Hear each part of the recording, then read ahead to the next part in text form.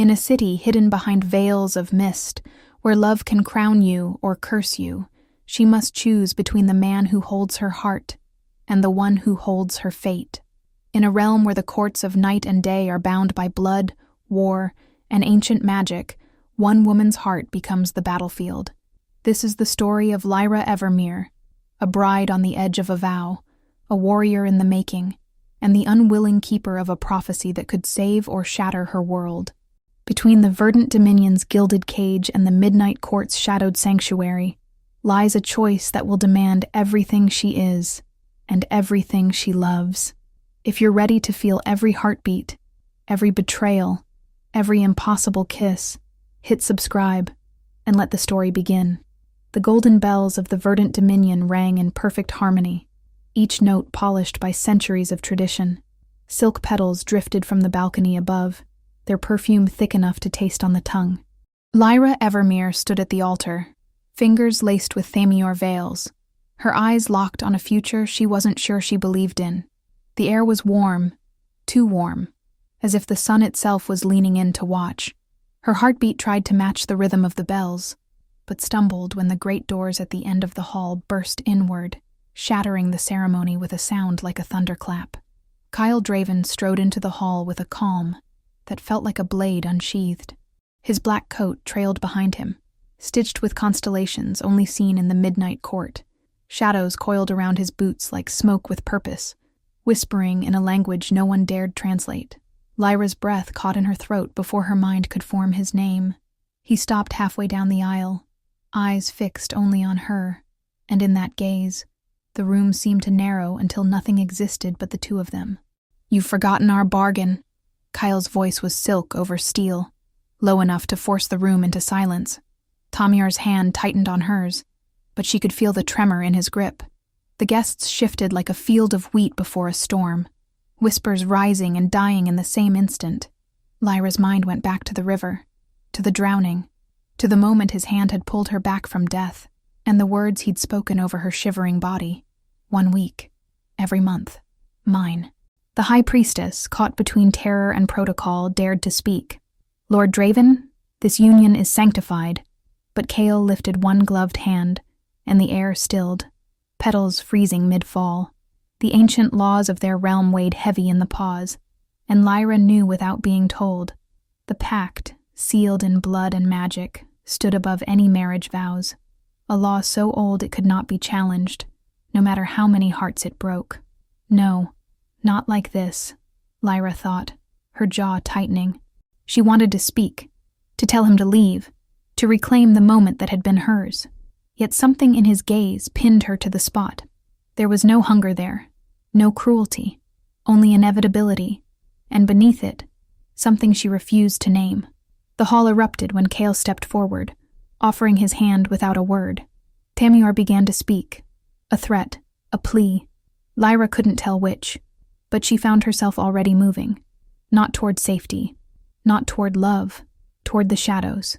Her fingers hovered over Kael's, and the only sound she could hear was her own pulse hammering in her ears. Would she take his hand? And if she did, would she ever be able to let go again? The carriage doors shut behind her with a soft thud, the sound far too final. Lyra sat opposite Kael, the space between them thick with unspoken words. Outside, the spires of the Verdant Dominion blurred into green-gold haze as the horses thundered toward the horizon. She kept her eyes on the window, watching her home vanish behind her, and told herself she wasn't memorizing it. Kael's gaze lingered on her profile, as though cataloging each shift in her expression, his fingers drumming once on the armrest, before going still. "You could have refused," he said at last. She didn't look at him. "Could I?" she murmured. Hours passed before the land began to change, the lush fields thinning to pale grass, the light dimming as if clouds had learned to whisper threats. The shattered veil loomed ahead, a wall of sentient mist, swirling in slow, deliberate currents. It was not gray but layered with shifting colors, like oil on water, reflecting fears back at those who approached. The closer they came, the louder Lyra could hear it.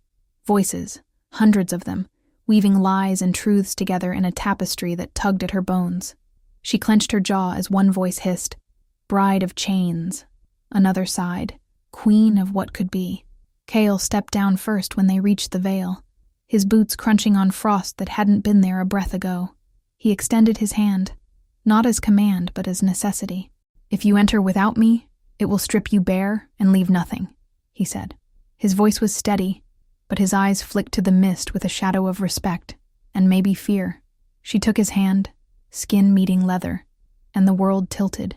Inside the veil, sight fractured. She saw herself in 100 shards, kneeling before Thamur, crowned beside Kael, lying cold and still under a sky of falling stars. Her breath came fast, and she bit down hard enough to taste copper. "It feeds on truth," Kael murmured, his voice closer now, almost in her ear. "Don't let it decide yours." She wanted to ask how, but then the mist spoke again in a single voice, clear and ringing. "Mist-bound queen." They emerged on the other side as if waking from a half-forgotten dream. The light here was strange. The sun dimmed to twilight, the air laced with the scent of night-blooming flowers. Lyra's knees trembled, but she forced herself upright. She would not give him the satisfaction of seeing her weakened. Kael released her hand slowly, watching her as if he'd learned something valuable about her resilience. Behind them, the veil closed in silence. Before them, the land of the Midnight Court stretched into the distance, hills that glittered faintly under starlight, rivers that murmured in an unknown tongue. Lyra drew in a breath, knowing without doubt that the first step she took here would pull her deeper into his world, and deeper into whatever fate the mist had whispered. The first glimpse of Velerith stole the breath from her lungs. It rose from the valley like a dream made solid, towers carved from obsidian and moonstone, bridges of glass arching over silver rivers, streets lined with lanterns that pulsed in time with some invisible rhythm. The air was alive here, scented with cinnamon, rain on stone, and something electric she couldn't name. Kael watched her face as they descended the winding road, a corner of his mouth lifting almost imperceptibly. "Welcome," he said, "to the city your court pretends doesn't exist." They entered through gates inlaid with patterns of starlight, guarded by figures in armor blacker than shadow. Their helms bore no eye slits, yet Lyra could feel them watching her, weighing her worth. As the carriage rattled over the cobblestones, she caught flashes. A woman painting the air and leaving ribbons of light, a child levitating stones into the shape of a dragon, lovers kissing on a rooftop under the glow of an artificial moon. This place throbbed with magic, untamed and unapologetic. It was nothing like the manicured perfection of the Verdant Dominion. In the heart of the city stood Kael's palace, its spires shaped like reaching fingers. Inside, the halls smelled faintly of smoke and steel, lined with banners that told the Midnight Court's history in embroidered constellations. Lyra's eyes lingered on one tapestry, a depiction of a woman crowned with mist, standing between two warring kings. Her stomach tightened. Kael noticed. "A story for another time," he said, but his voice held weight. Servants appeared like ghosts, showing her to chambers that opened onto a balcony overlooking the city. The wind carried laughter, the chiming of bells, and the faint metallic tang of magic being worked. Alone for the first time, Lyra touched the balcony rail, tracing patterns into the cool metal. She told herself it was the city's beauty that unsettled her, not the way her pulse quickened when she thought of the man who ruled it. Night fell, and Velerith transformed. The lanterns along the streets brightened until the city looked carved from the stars themselves. Music drifted up from some unseen square, mingled with the distant roar of the sea. Lyra leaned on the railing, letting the cool air clear her head, but the thought came unbidden. I could belong here. The idea frightened her more than any threat, and yet behind her, she felt, rather than heard the shift in the air, Kael's presence, quiet but unignorable. "The city suits you," he said softly. She didn't turn. "It's not mine to suit." His answer was a whisper wrapped in promise. "Not yet." The next morning, Lyra entered the council chamber, a circular room lit by shafts of pale light from above, the walls carved with scenes of battles won and lost. Around the obsidian table sat Kael's inner circle, each face turned toward her with varying degrees of curiosity and distrust. The air smelled faintly of ink, leather, and the spice of fresh-brewed Arkan tea. Kael introduced them one by one, his voice carrying authority without effort. There was Dareth, the weapons master with scars like claw marks across his throat. Elira, the court healer whose silver eyes missed nothing, And finally, Serenia, the spy master.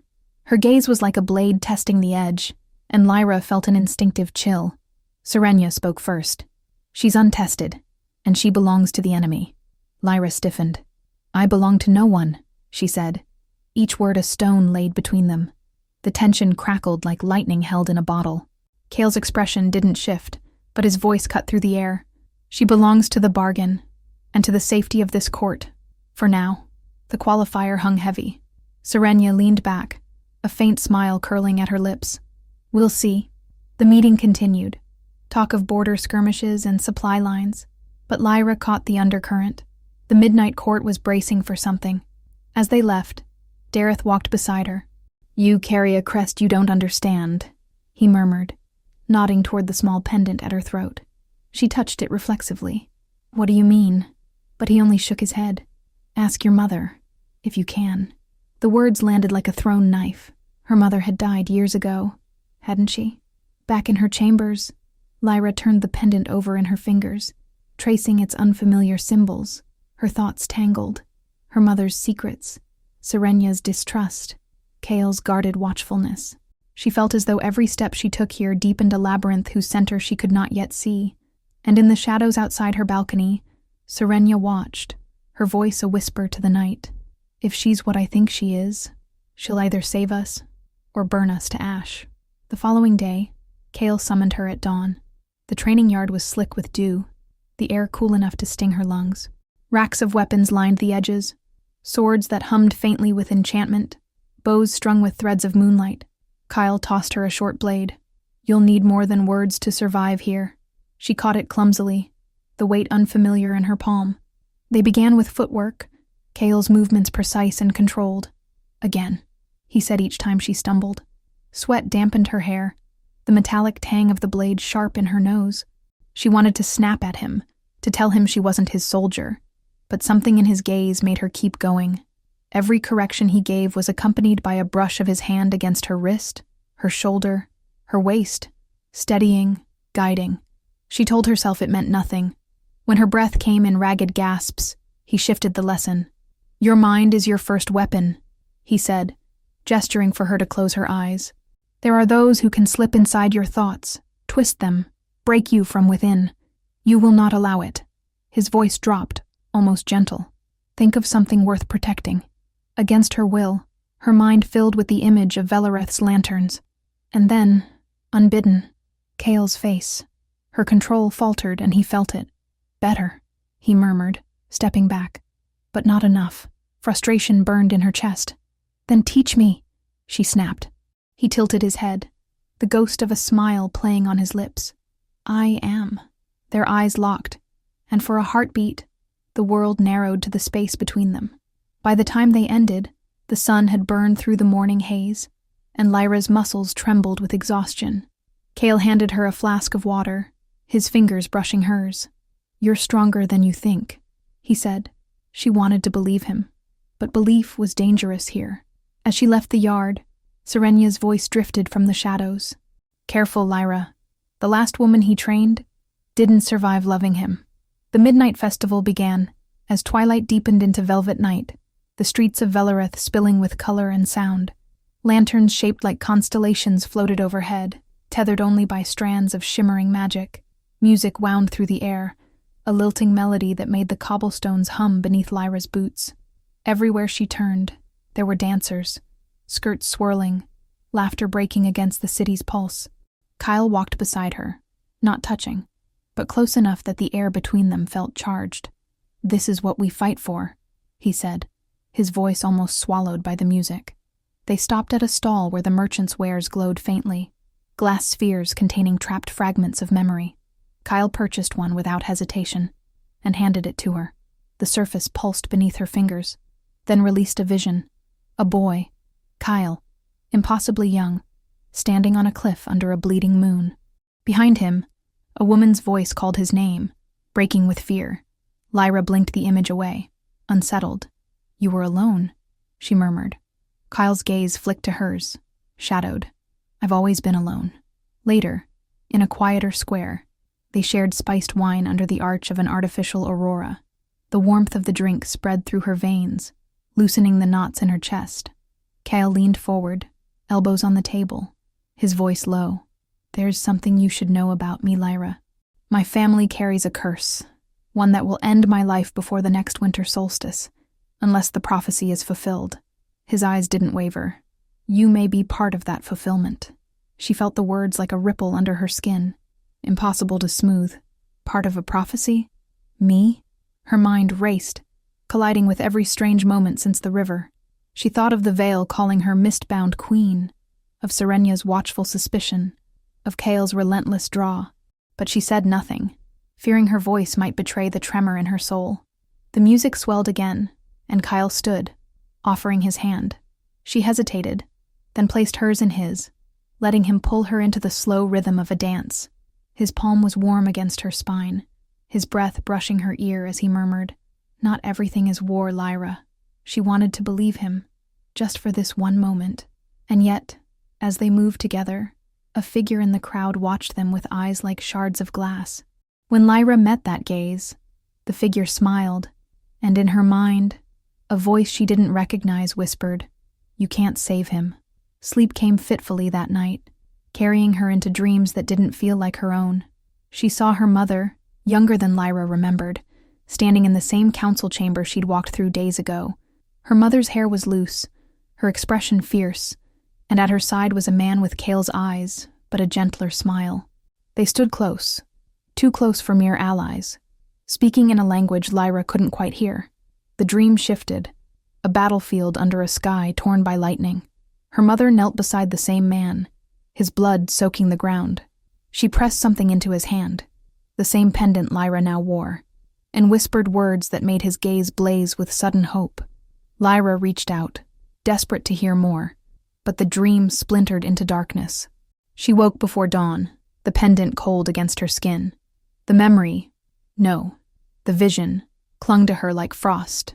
Seeking answers, she went to the palace archives, where shelves of crystal tablets gleamed in the dim light.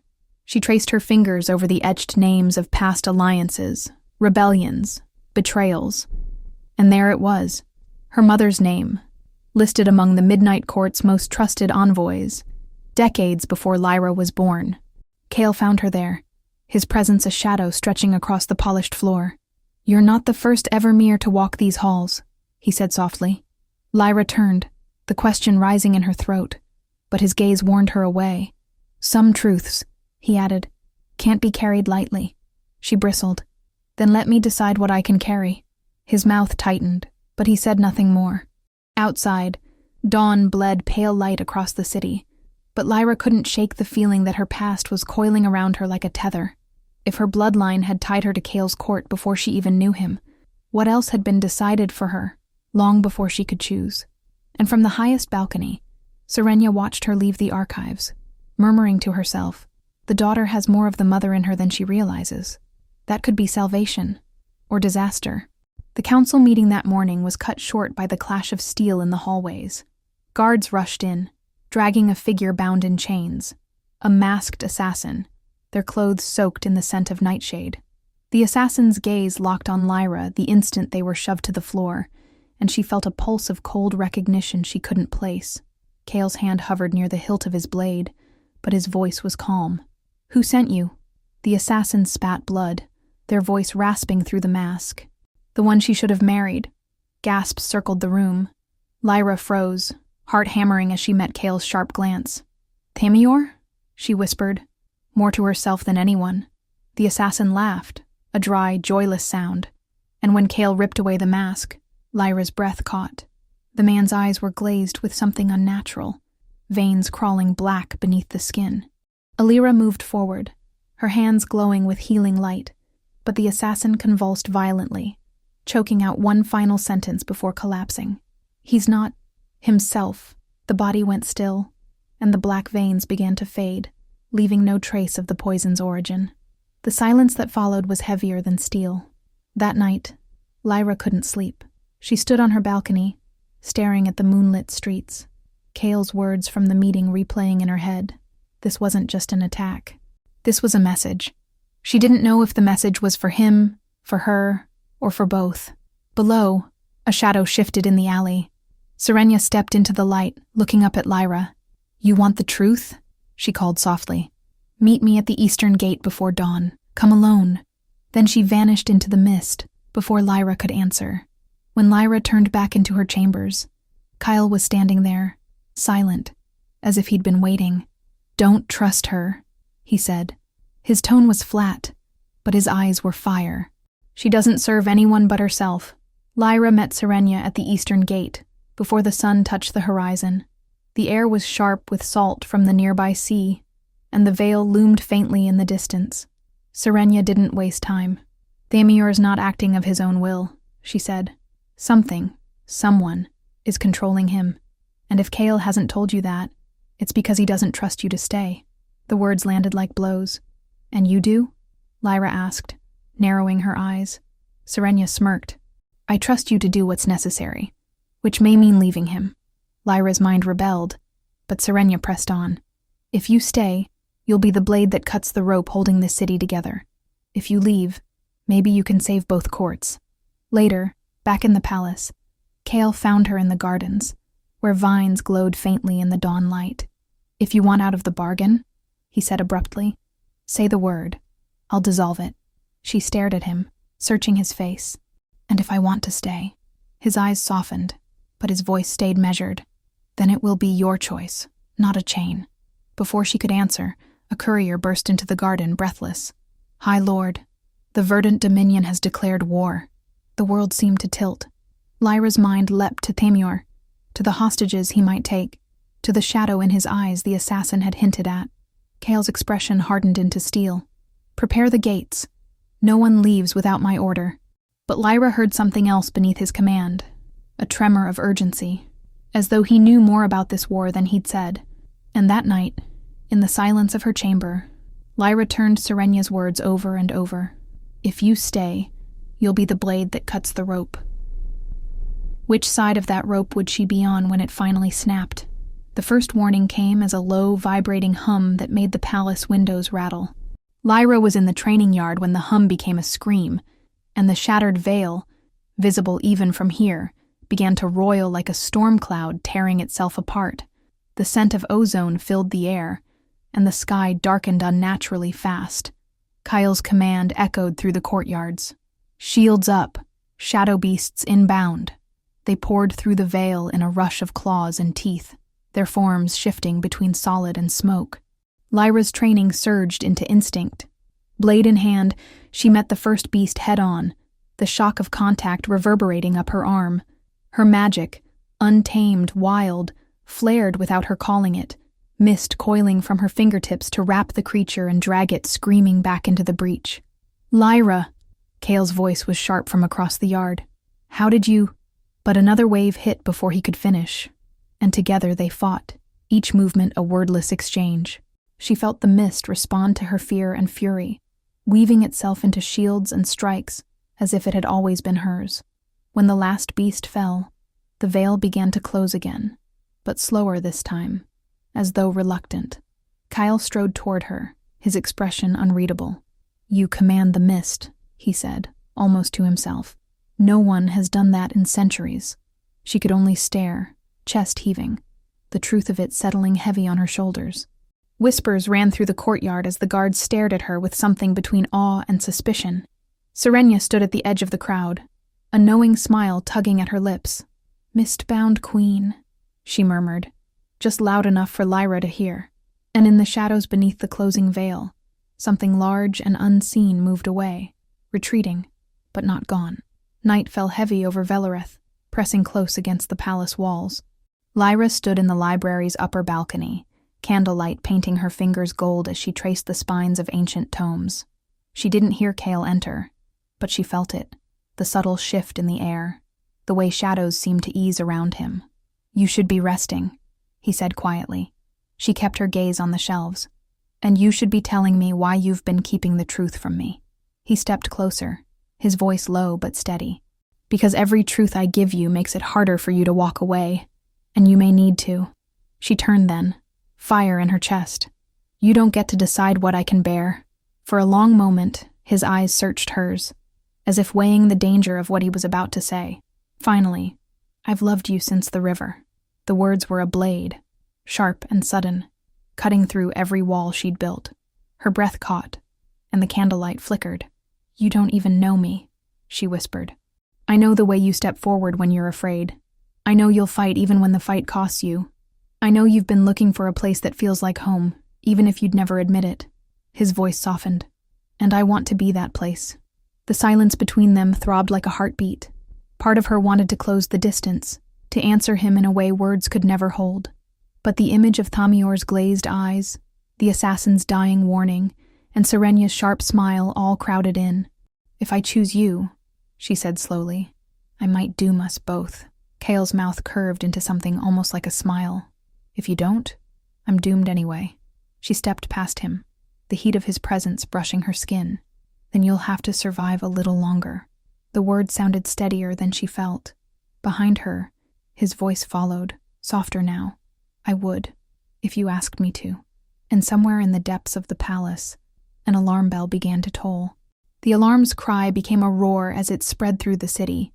From the palace balcony, Lyra saw fires blooming along the outer walls. The Verdant Dominion's banners, green and gold, snapped in the wind beyond the gates, their forces advancing in disciplined waves. But something was wrong. At the head of the army, Thamior sat tall in the saddle, yet his eyes were a void, his movements too precise, too controlled. Kael's orders rang through the courtyard, rallying his soldiers into formation. The air was thick with the smell of burning pitch, the metallic tang of unsheathed steel. Lyra gripped her blade, her pulse thudding in her ears. "Stay close to me," Kael told her, his voice hard now, all command. She wanted to argue, but the first volley of arrows cut through the air, and there was no time. The gates shuddered under the impact of a battering ram. Mages on the walls unleashed torrents of flame and shards of ice, the magic lighting the sky like a fractured dawn. Lyra fought beside Kael, the mist answering her call without hesitation, wrapping around enemy soldiers to pull them from their mounts or block their strikes. Every time her blade met steel, she felt the strange hum of the prophecy coiling tighter. Then she saw him, Thamior, cutting a path through the chaos straight toward her. The world narrowed. His sword met hers with a force that rattled her bones. "You're not him," she hissed through clenched teeth.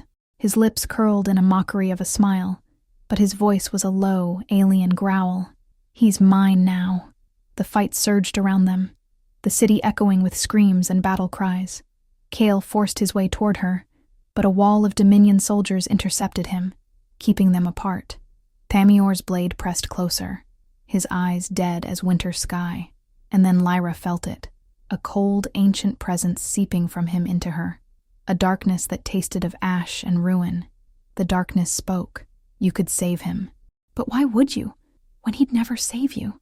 The voice was inside her skull, smooth and venomous, wrapping around her thoughts like smoke. She fought to push it out, but Thamior's sword drove her back toward the wall. Kael's shout barely reached her over the clash of steel and magic. With a surge of mist, she forced Thamior to stumble, giving herself a heartbeat space. "Who are you?" she demanded. The answer rippled through the air, heavy enough to bend it. "I am the Shadow King. I was bound beyond the veil for 1,000 years, until your precious fiancé tore it open to reach you." The truth hit like a blow. This war wasn't about territory. It was about her bloodline, her magic, her place in the prophecy. The Shadow King's laugh was a cold wind. "Join me, mistbound queen, and I will give you a kingdom beyond any shadow." Kael broke through the fray, slamming into Thamior with enough force to send them both to the ground.